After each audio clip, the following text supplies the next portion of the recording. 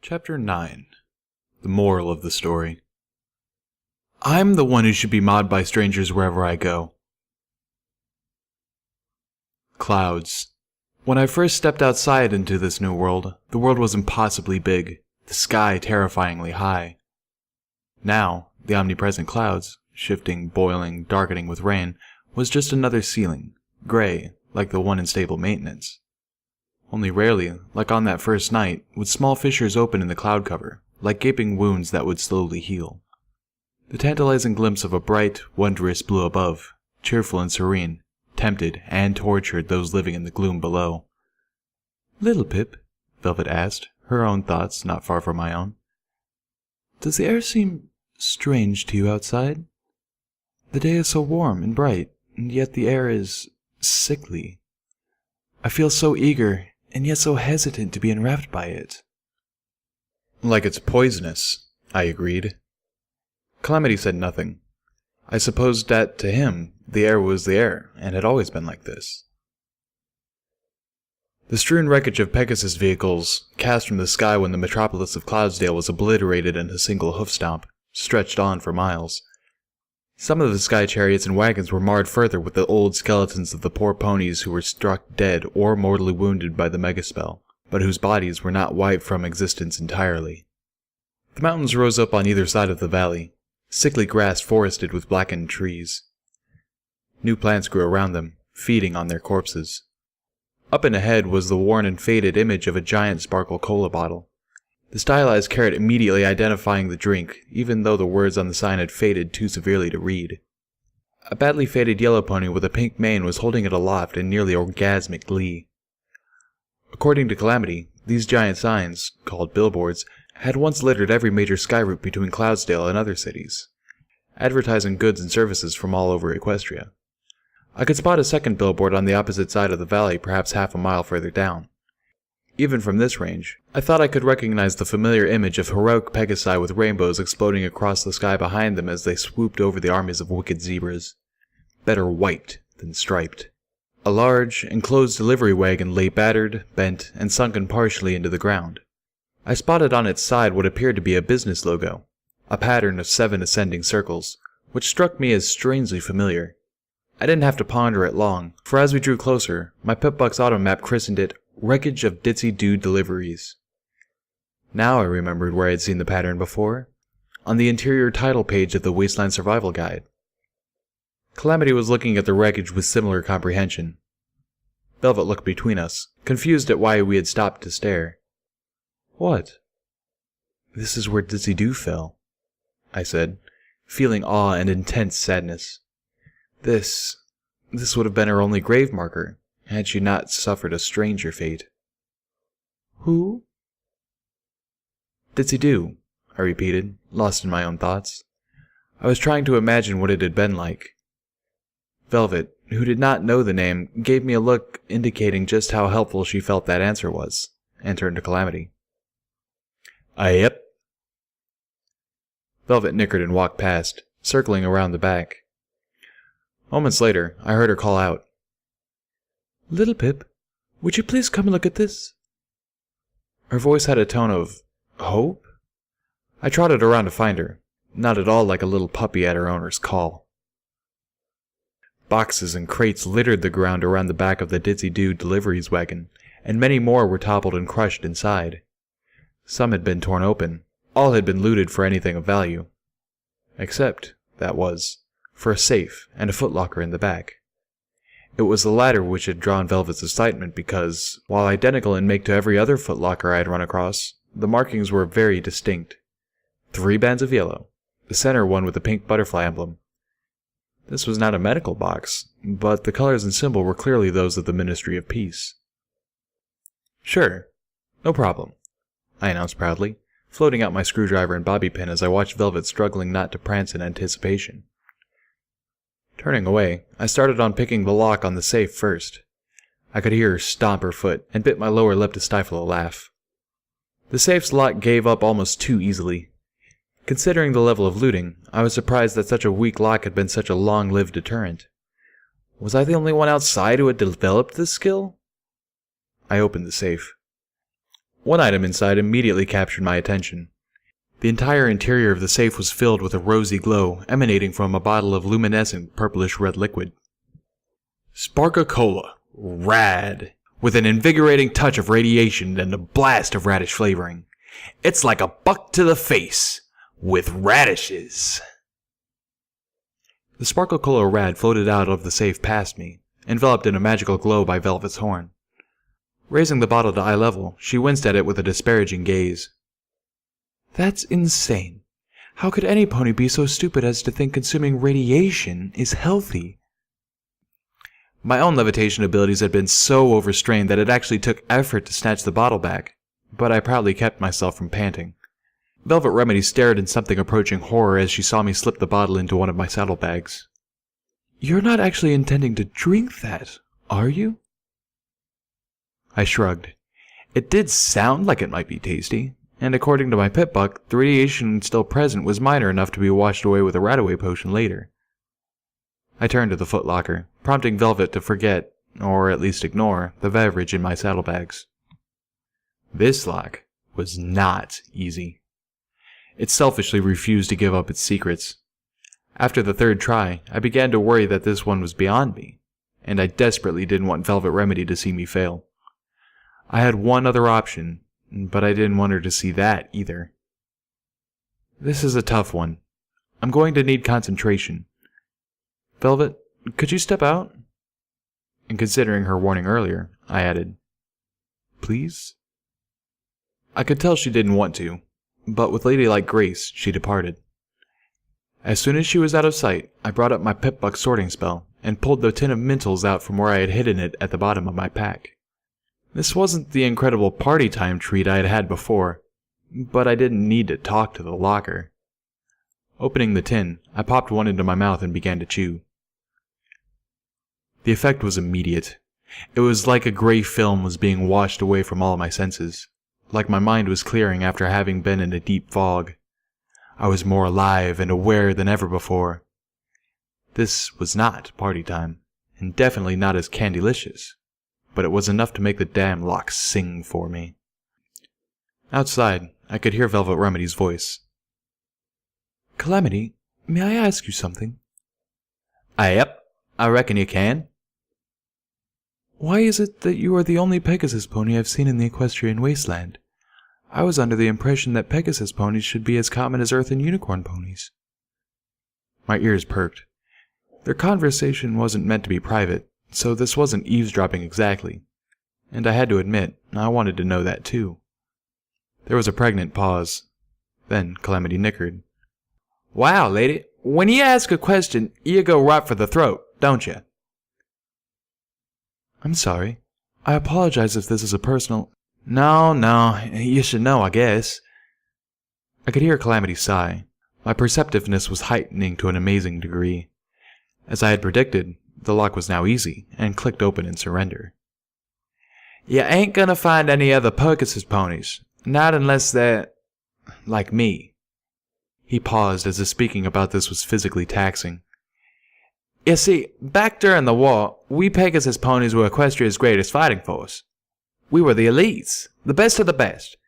But after Cloudsdale was hit, well, that was it. Game over. They abandoned the war, abandoned Equestria. Although it's not like either one of them lasted more than a few hours past that anyways. The Pegasus ponies closed up the sky and went into hiding. Closed up the sky? Yep.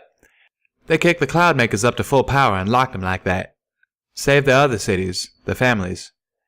The zebras couldn't well target what they couldn't see. Not that they didn't try. Got a few lucky hits, but not many.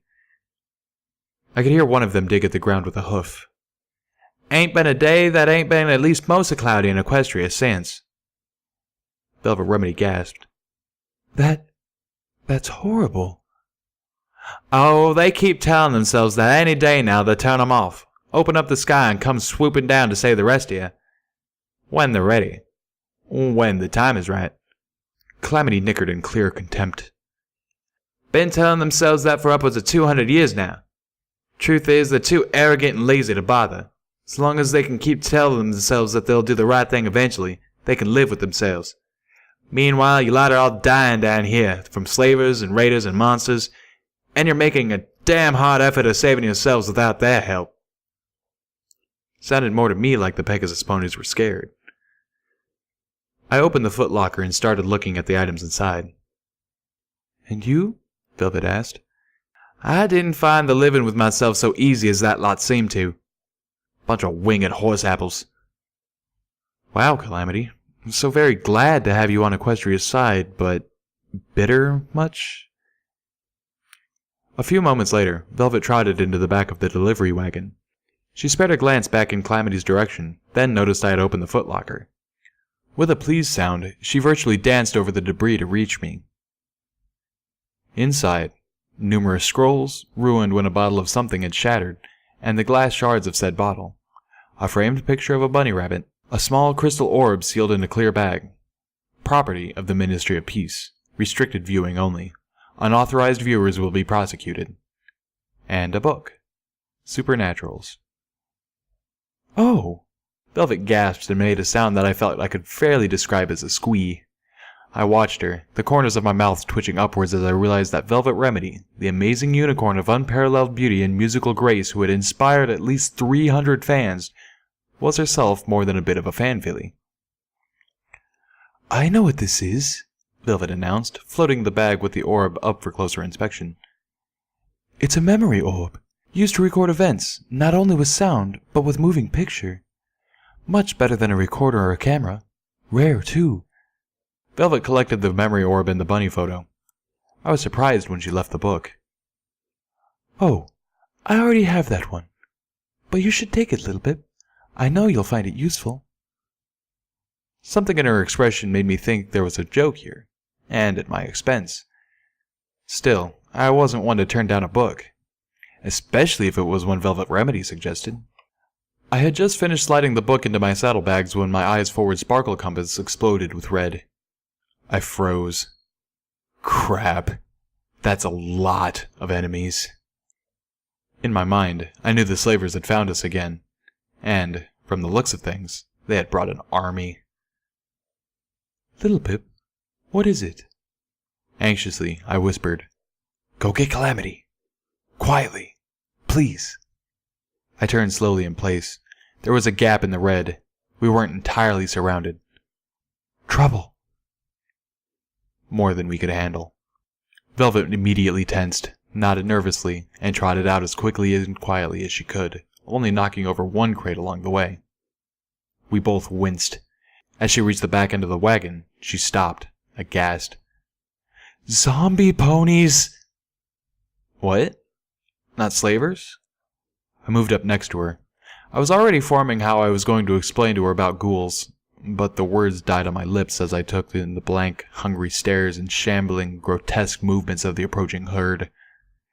These did not look like ghouls. These looked like zombie ponies. I remembered the warning. You get into the wrong places, you'll find yourself hunted by whole backs of cannibal ghoul ponies gone zombie. Moving closer to Calamity, I whispered, Follow me. We watched them shuffle a foot nearer. 2. The closest zombie pony broke into a slavering charge. Run! We ran like we were being chased by a mindless horde of monsters intent on eating us alive. Because we were. The zombie ponies exploded into action, joining the hunt, our flesh the prize they were after. Many launched into the air and flew towards us. I tried to telekinetically grab a downed sky chariot as we raced past, but the glow around my horn sparked and died. I had no telekinetic tricks to save us. Velvet Remedy shrieked as a zombie pony dove from the sky. She ducked, the creature overshooting her and crashing into a tree. I leapt over the body and kept going, my side beginning to hurt. That hurt swiftly grew into burning coals buried in my side, bringing tears to my eyes and threatening to sap my strength. 2 more zombie ponies dived towards us. Calamity, wide-eyed in fear, suddenly scowled and spat out, Aw, screw this! He skidded to a halt, rearing around and opened fire. The shot ripped the featherless wing off one of the zombies, causing it to lurch into the other. The two tumbled out of the sky in a spin, splashing gorily into the half-buried metal skeleton of a huge wagon designed to carry smaller wagons. Ahead, the rusted hulk of a long passenger chariot rose out of the ground like a barricade. Launching himself into the air, Calamity yelled for us to go around it and keep running. "Don't slow down! Not for an instant!" he cried out as he dodged another flying zombie pony, kicking his saddle to reload. Velvet was pulling well ahead of me, my shorter legs and my burning side threatening to spell out a most horrific death for me. Velvet tore around the side of the passenger wagon and disappeared behind it. I could hear the herd right at my tail, hooves thundering over the ground in a hungry stampede, foul breath hitting my mane. I couldn't make the turn. They'd be on me if I tried. Hoping that my small size would come to my aid for once, I instead leapt for one of the shattered, gaping windows. My body, saddlebags and all, sailed cleanly through the opening. I hit one of the benches inside and jumped for the opposite window without breaking speed. Jagged shards of glass cut at my neck and legs, slashing against my armor before snapping away as my saddlebags hit them. I was out again, and almost clear when the strap from my sniper rifle caught on a piece of jagged metal, and I was jerked to a halt, swinging back into the wagon's side with a jarring thud. I was caught. I tried to pull away, but my hooves barely brushed the ground. I could hear the hoofbeats of the multitude of zombie ponies as they reached the long body of the wagon, the herd splitting to go around either side. I twisted about, trying to bite the strap loose before they were on top of me. Somewhere above, I heard Calamity taking shots. I heard the metal of the wagon dent and puncture, his hits for once not striking the enemy. Panic flared through me. If the zombie ponies didn't get me, one of Calamity's wild shots might. Terribly, I realized how preferable a fate that would be, and I prayed that Celestia would grant him the wisdom and mercy to shoot me if they started eating me. With a final strong bite, the strap broke, and I fell free. Instinctively, I grasped the sniper rifle in my teeth, realizing only later how foolish a waste of a precious second that was, and ran as hard as my screaming legs and side would let me.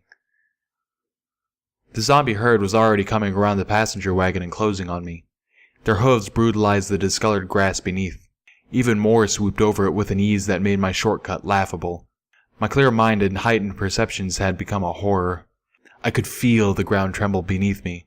I could calculate how swiftly they would be gnawing on my hide. I could make out a strange, faint pop even through the rumble of the herd. I could feel myself lifted into the air as the wreckage of the passenger wagon was consumed in a flare of unleashed wild magic. I could see the pulsing cascade of colors cast strange shadows as swirling magical energies erupted through the air. I could smell the fetid corpse stench of the zombies as they were blown apart, even as their body parts caught fire. I hit the ground, still running, the valley lurching about as I fought to keep from tumbling. Bits of zombie ponies splattered down about me like rain. Ahead of me, Velvet Remedy had stopped and was just staring, eyes fixed on a scene behind me I preferred not to imagine. Most of the herd was killed in the blast, and many who were not had scattered. But not for long. Calamity swooped over me, crying out for a panting Velvet to turn back around and keep running. A cluster of odd sky vehicles, painted a mottled light blue and gray with tiny splashes of white, formed the only possible defensible position. Beyond that, the valley spread out into a rolling, rocky hills that offered no cover at all. We reached it as more zombie ponies overflew us, landing just yards away. Velvet Remedy lowered her horn, charging at them, and skewered one messily, unable to hold back an "ew" that I empathized with completely. I tried to grasp Little Macintosh telekinetically, but my magic just couldn't. Desperately, I looked around for something I could grasp in my mouth. A piece of sufficiently spear-like debris would do. What I found was infinitely better. At least, I thought so. As Calamity shot the zombie pony moving towards me, I scrambled over to where the cargo of one of the vehicles had spilled. I had seen, in small and cruel glimpses, the beautiful light blue sky above the clouds. My mental clear mind quickly realized the paint on these strange sky chariots would have once served as camouflage. A Pegasus military convoy. And, praise Celestia, one of the things they had been transporting was turrets. I was trying to reprogram the spell matrix of a pitbuck.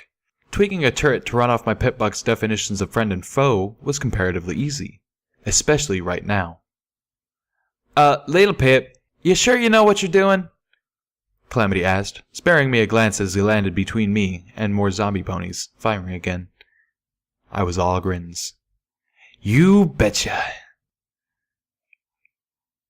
Celestia watch you and keep you safe as you travel the path you choose. May Luna be with you and keep you strong, so your courage will never lose. Remain loyal, honest, and brave. Forget not the ones that you save, and in our hearts you will do no wrong. Velvet Remedy's tune wove between humming and lyrics, the latter in a state of constant flux. For me, watching my idol actually crafting a song was amazing.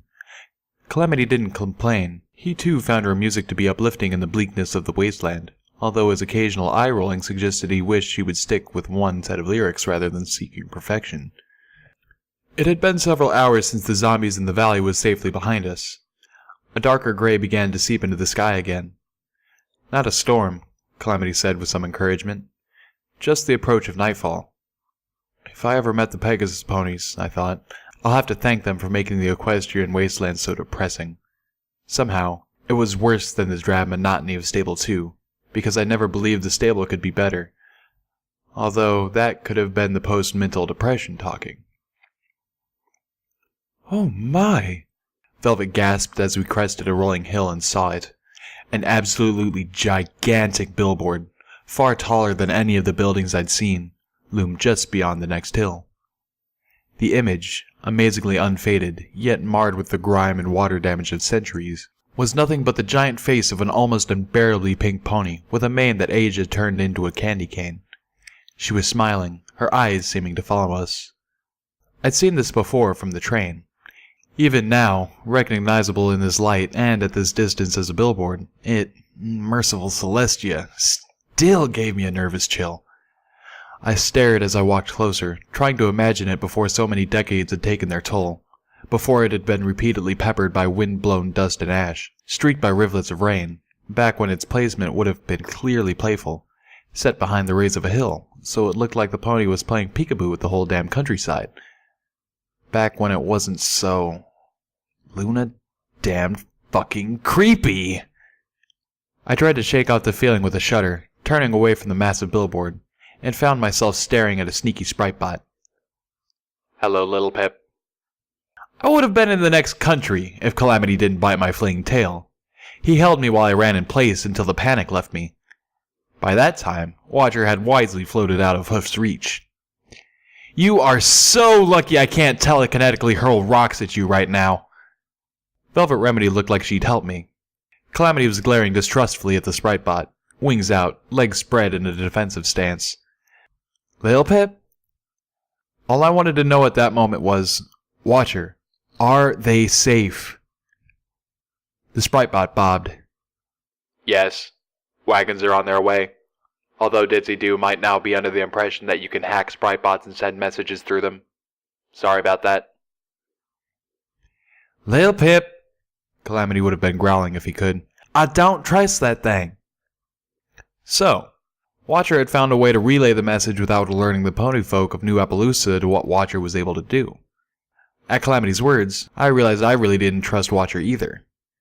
And now that I knew the ponies we fought and clearly died to rescue were safe, or soon would be, quite a few more questions tumbled into my mind.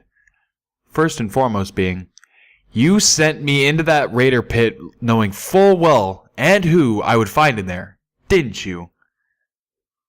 Calamity broke off staring at the strangely behaving bot, looking to me. I had never told him why I had gone into the Ponyville library. They needed help. You could have told me the truth, I scowled. Hey, I didn't exactly know you, now did I? You seemed like a good pony who would do the right thing once you saw it for yourself, but... Now I felt like growling. You lied to me!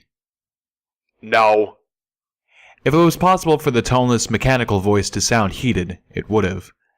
I told you that I didn't mean you harm, and I didn't. I told you that you would find something you needed to survive in there. The sprite bot flew close. And I would say you found more valuable things in there than just a book. Wouldn't you agree? Damn it. Watcher was right. I found Ditsy-Doo, who was an acquaintance I valued far more than the guide she wrote, which I held in fairly high regard. Spinning a mental web, I could make an argument that my friendship with Calamity rose out of what happened there. Possibly, although less firmly, I could say my relationship with the New Appalachians, and thus my ability to save many more ponies, including Velvet Remedy, for certain definitions of saving, stemmed from what Watcher pulled. I still wanted to stuff a hoof through the damn bot's front plate, but I knew it wouldn't do any good. The Sprite bot wasn't Watcher. Velvet Remedy spoke up. Little Pip, what's going on here? I told them everything. Whoops. Almost out of time. Watcher warned as I finished up my tale. Watcher only rarely commenting. Calamity was still giving the floating bot nasty looks. I organized the questions in my head, prioritizing. Watcher, you seem to know a lot about things.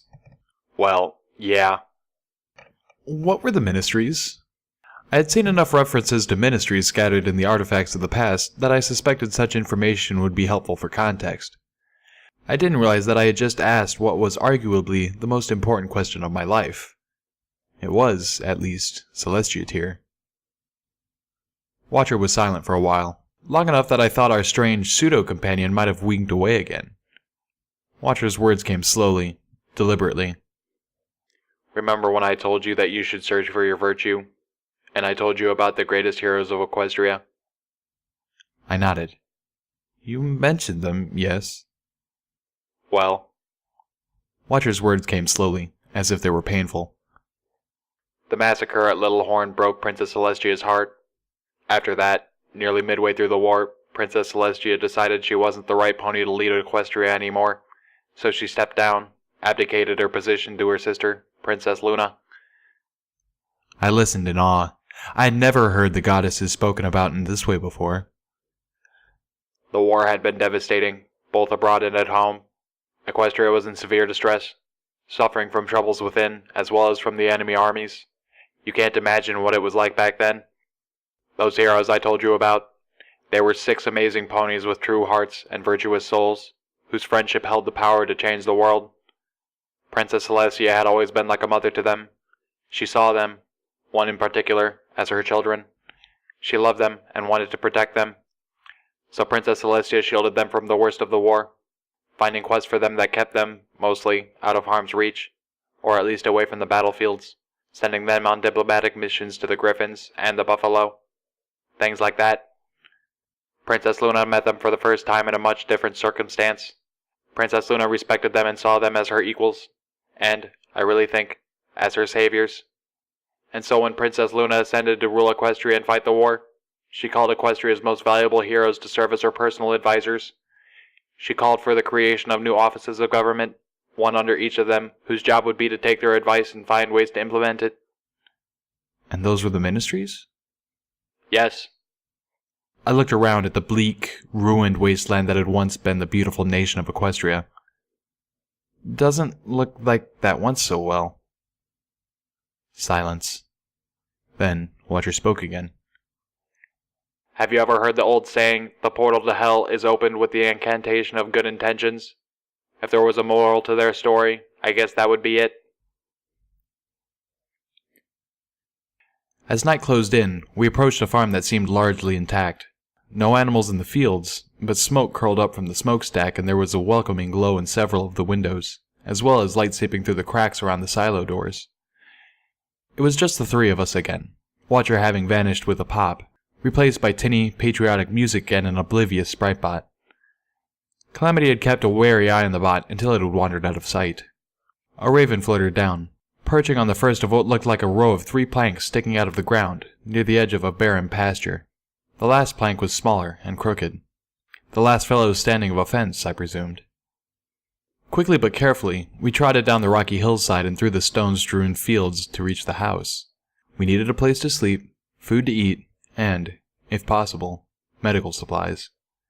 The house seemed like it was sent from Celestia herself.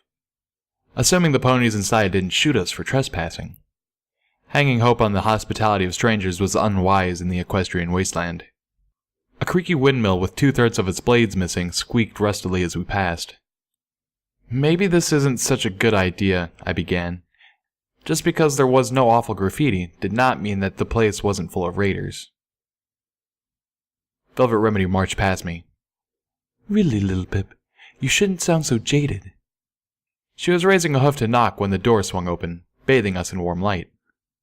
Velvet blinked at the empty space in front of her, then looked down to see the filly in the doorway. She was pink. Garishly pink. It was oddly like looking at the face in the giant billboard, only much, much, much smaller. And younger. And a very imperfect match. It was hard to tell in the light, but she seemed wrong somehow. My eyes first lighted on a round scar on her head, like she'd recently fallen head first, possibly at very high speed, and scraped herself up rather badly. The first guess that popped into my head was that she had jumped off the roof of her barn. Trying to fly? My eyes moved to her sides, looking for wings, but she was indeed an earth pony. Then my eyes caught her bare flank. She was young, but not that young. She stood less than a head shorter than me. I knew what it was like to strive for a cutie mark that wouldn't come. My heart went out to her. She had waited longer for hers than even I had, and was still wait. The wrongness snapped into focus. If I'd still been on mentals, I would have realized it immediately. Her coat wasn't actually her coat. She'd painted herself pink. I looked at Calamity and Velvet Remedy. From their expressions, they had seen it too, and it didn't sit well with them. Hello, dear, Velvet began. Is your mother— Oh my gosh! The filly jumped up, squealing in delight. Then, just as quickly, she brought a hoof to her mouth, gasping as if in horror. Oh no! You're too late! I waited for you all day, but now we're closed! Tears welled up in her wide eyes. Velvet Remedy took a step back. Oh dear. I'm so sorry, young one, but we're not— The look of horror dissipated instantly, replaced by a wide grin. Of course you're not! As if we ever close! She giggled exuberantly. She ran out of the house, dashing past us, then spun with a suddenly somber expression. You really should hurry, though. Nasty things haunt these fields at night. With that ominous proclamation, she squealed with glee and ran towards the silo. We looked at each other. I was confused. Calamity simply shrugged and started trotting after the young, pink girl. As we reached the silo, Velvet called out, I'm sorry, sweetie, but we didn't get your name. Oh! The pink filly jumped. Hee hee, of course. Sorry, I'm just so excited. You're the first visitors I've had to the museum in— ages. Giggling again. Oh, I'm Pinky Bell. Museum? I asked, raising an eyebrow. Pinky Bell braced herself and pushed open the silo door. The inside of the silo looked like a party had exploded inside it. Not in a good way. More like a party had ingested a grenade, and the room was now splattered with party gore and party entrails. Welcome to the Pinkie Pie Museum. The girl was practically bouncing. This here is the #1 museum of all things Pinkie Pie in all of Equestria. Calamity was shaking his head, but there was a relieved smile on his face. Velvet Remedy gave Calamity a smirk, and he rolled his eyes in return. This was weird, no doubt about it. But no slaver, no raiders, no horrible monsters. A descent into the slightly bizarre was almost a welcome change. Pinky Bell didn't let up. Didn't even stop her breath. And what do you know? We're just in time for the tour. Now, where's our tour guide? She better not be sleeping again. Oh wait, it's me! The museum was a single huge room. There wasn't much to tour, but Pinky Bell made a point to stop and show off one item after another. Most of them were adorned with saggy balloons or vomited all over with confetti. And they danced and danced all day and all night. And best of all, this is the very silo where Pinkie Pie, as a young filly, invented the first party ever and got her cutie mark. Velvet leaned close to me, murmuring, I'm fairly certain that parties have existed for more than 250 years. But Pinky Bell was clearly on a roll, and not about to stop for questions. During the first year of the war, Pinkie Pie traveled all over, throwing parties for equestrian troops about to head into battle, bringing them a taste of their homeland, and more importantly, bringing them cheer and putting smiles on their faces. Pinkie Belle waved her arms at several easels with framed photographs of Pinkie Pie, dressed in frills and fishnets, dancing on stage in front of nearly 1,000 ponies. That is, when she wasn't on super-secret missions for Princess Celestia. She looks a lot smaller in person, I commented back to Velvet, thinking of how much less threatening the real pony seemed than the insane billboard just a few miles from this farm. Pinkie Pie's only regret was that she couldn't be everywhere helping all the troops all the time. Although with Dash, she could come pretty close. So of course... Calamity raised a hoof. Dash her friend or Dash the drug? Pinkie Belle seemed not to notice. Prancing towards a familiar poster, Pinkie Belle rambled on, unstoppable.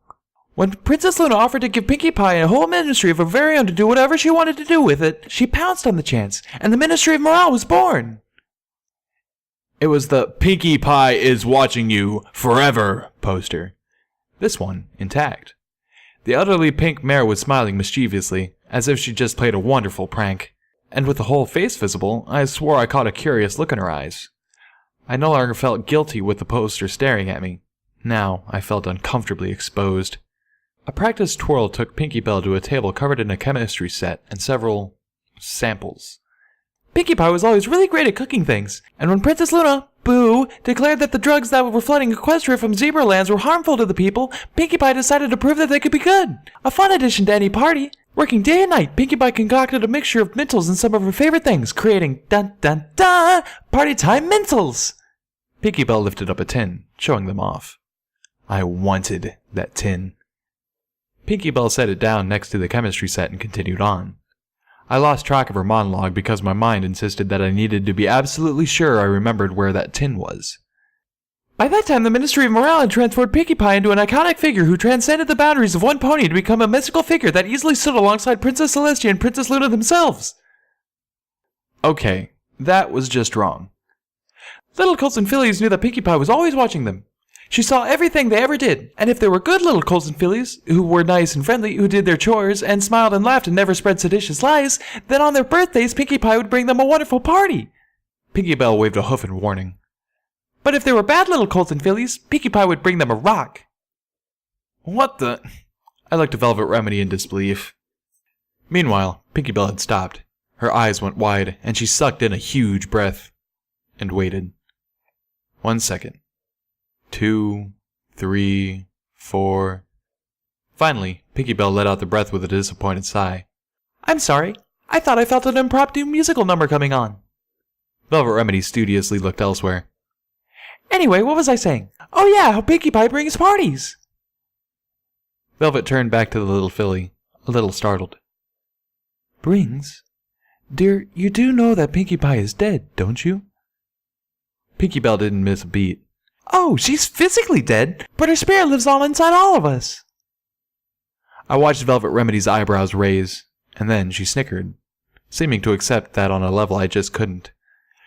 While I face-huffed, Velvet leaned close to Calamity and whispered, I think Pinkie Pie's spirit has a stalker. I managed to miss most of the rest of the tour because I was trying to come up with a way to talk Pinkie Belle into parting with what was probably a prized part of her collection. But I was snapped back when Pinkie Belle announced that she had something to ask of us. A proposal. It turns out I have the only copy of the recipe for party time Mentos. Okay, I knew that wasn't true. Calamity's friend also had it. But this might be the fastest, easiest way to get it for myself. And why stress over asking for a single tin when I could get the damned recipe? And I'd be willing to share it with you if you could bring me the one piece of my Pinkie Pie museum collection that I'm missing. A limited edition Pinkie Pie magical statuette. Bring it here, and I'll throw the party to end all parties. I shouldn't have made fun, Velvet Remedy was saying as she trotted nervously about the cramped, upstairs bedroom that Pinkie Belle had absolutely insisted we stay in for the night.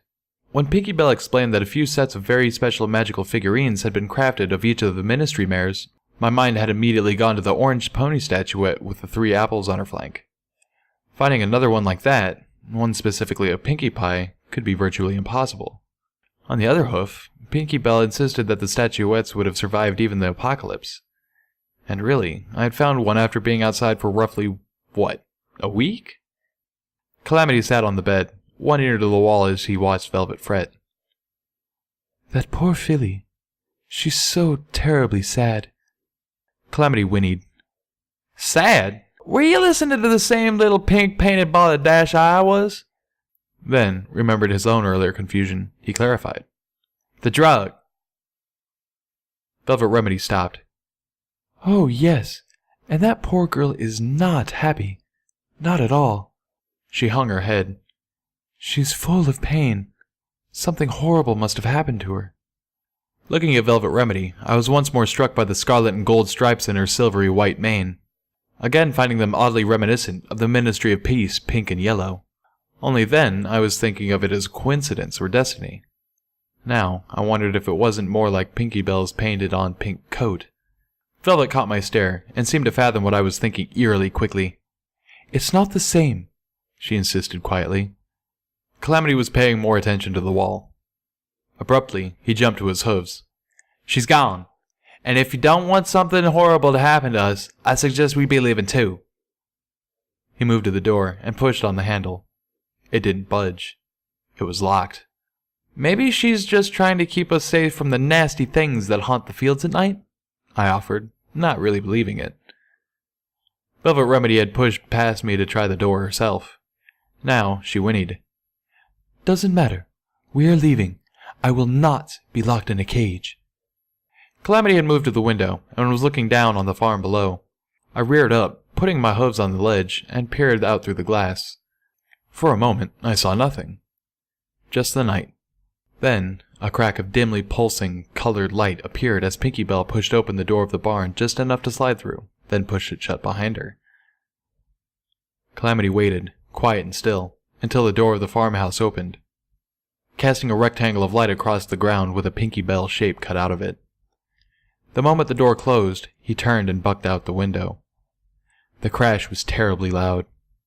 The escape would have been treacherous, if not impossible, without a Pegasus pony to fly us down. We started across the farm, crouching low, keeping to the deeper shadows in the darkness.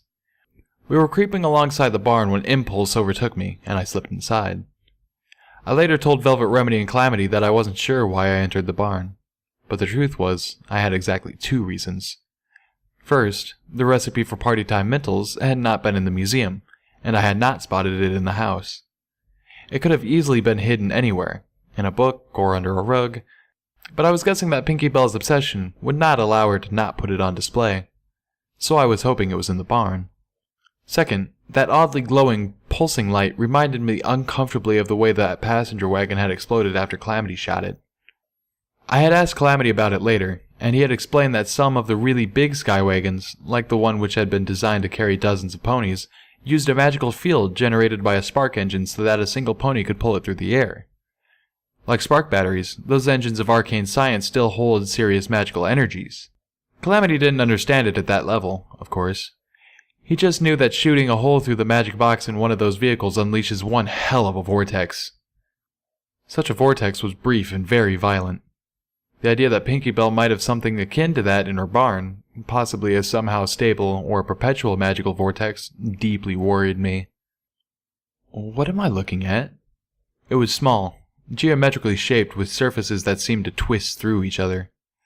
The whole thing was the size of a bushel of apples, and swirled with sickly mesmerizing colors. I could feel it drawing me in. I was losing myself in it. It took physical effort to pull myself away from the thing. Casting my gaze about, I found a safe. The rest of the barn was almost completely barren. I slipped over to it and began to apply the one trait I had, which seemed to be truly unique. The safe popped open with a whisper. Inside was my prize, the Party Time Mental recipe. But it wasn't mine. I scavenged, I looted the homes of slavers and raiders, but this was stealing from some poor young earth pony not yet a mare. But Party Time Mentals!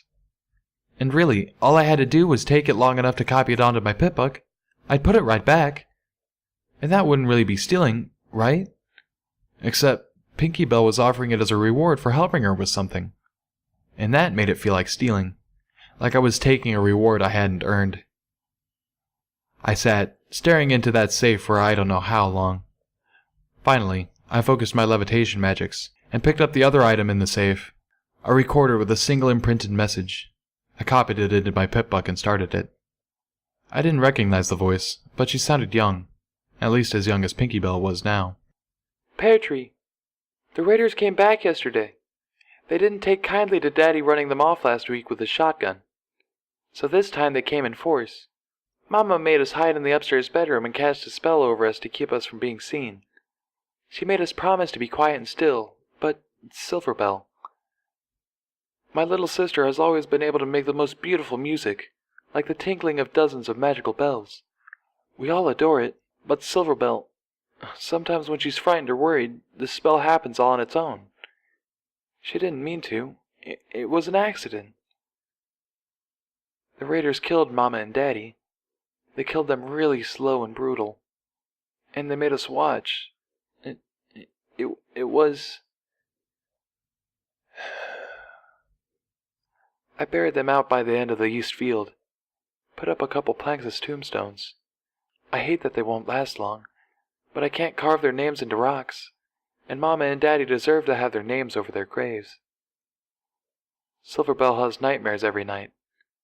Honestly, I do most nights too, and during the days she just curls up silent-like, never crying, never smiling.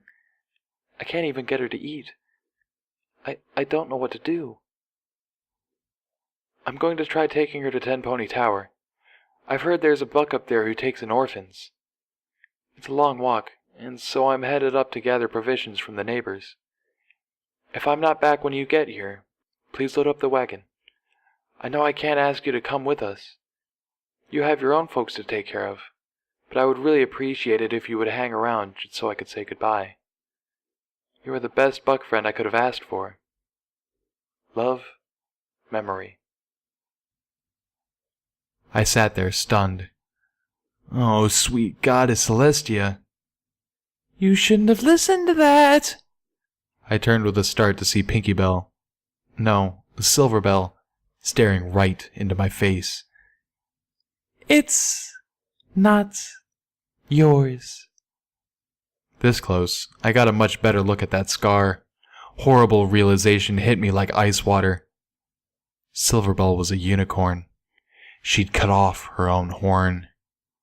I recoiled, backing into the open safe. You want it so much? Keep it! Pinky/Silverbell reached up to swing the safe closed on me.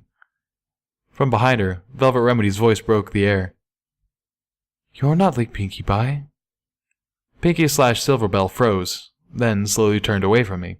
Still, she blocked the front of the safe, and I somehow couldn't bring myself to barge through her to get out. You're nothing like Pinkie Pie. Velvet Remedy spoke slowly, calmly. Her voice wasn't accusing now. It was mostly sad. You are, if anything, the opposite of Pinkie Pie.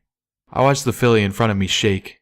Emotions seemed to rush through her as if they didn't want to stay, or were eager to get out of the way so the next emotion could take hold. You don't bring happiness. When I look at you, all I feel is sad. Velvet continued, her voice giving gentleness to her words. If Pinkie Pie were to meet you, she wouldn't throw a party. Yes, she would! Velvet paused only a moment. Maybe she would, but she wouldn't throw a party because she wanted to have fun with you. She would throw a party because she wanted to help you, because you would make her very sad. Well, what do you know? I know that laughter, real laughter, isn't forced. It isn't something you paint on to hide how you're truly feeling. Velvet Remedy walked slowly towards the filly, who was trapped between flying into a rage and breaking down in tears. I know that you are very badly hurt inside, and it's not the sort of hurt that can be fixed with a party, or healed by my horn. By the time Velvet Remedy had reached the filly, Pinky/Silverbell was shaking badly. What happened to your parents wasn't your fault. What happened to your sister wasn't your fault. To her sister? Suddenly, I remembered the 3 planks in the field, the last one crooked, like it was planted by someone smaller and younger who didn't manage so well. I thought of an older sister named Memory trotting out alone towards the nearest neighbors. Another farm probably a dozen miles away through territory being savaged by raiders. My heart broke. Yes, it was! And with that, Silverbell collapsed into wretched sobs. Velvet Remedy was there to wrap her head and a leg around the filly, giving her a mane to cry into. Footnote. Level up. New perk. Math Wrath. You are able to optimize your Pip Buck's targeting spell logic. Sats is now 20% cooler.